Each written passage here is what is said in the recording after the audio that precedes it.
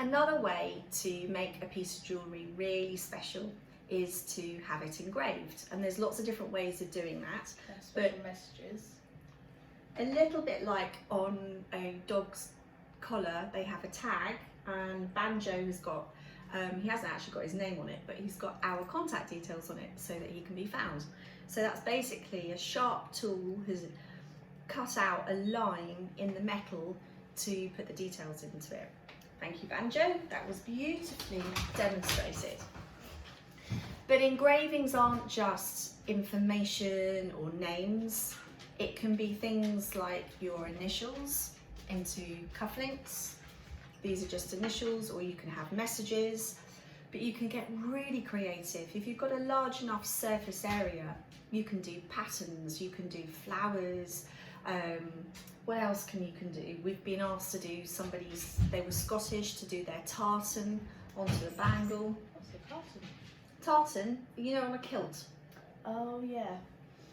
I had a guy who was an engineer. He asked us to design and draw a circuit board, and there was something to do with it that actually in binary it said "I love you" in Morse code. So let's imagine you've got just a straight plain ring again. So you draw your rectangle like that. And I'd like you to draw some sort of wave onto it. So mine is going to be just an even curve like that. And what we do, because the engraving tool is normally a point like that, when it scrapes through the metal, it creates like a channel. So the way we draw an engraved line is two lines very close to each other. If you're doing something bigger, so scaling it up to get the design information onto the piece of paper, that's how you can do it. And that really helps, because it's very easy to draw something that in reality doesn't work because it hasn't got enough space. So what are you going to draw? If it's some sort of wave design.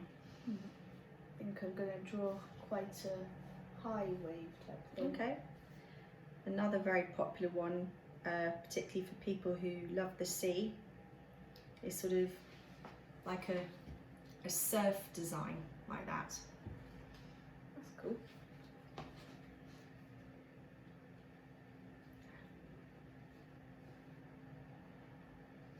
And you can do random waves and ones that have different widths. And by drawing these lines, these are very simple designs, but you can actually then start to do things like have a different texture on one side of the line to the other. So we can do things like have a polished effect. You see that one there, I've just shaded it in to show you.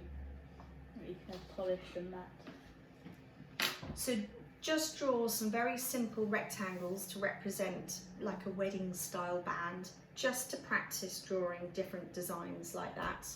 And if you want to move on from there, draw your circles and draw some different patterns onto the circles or hearts, and really have some fun, see what you can come up with, because we're now talking about really personalising a piece of jewellery and making it really individual.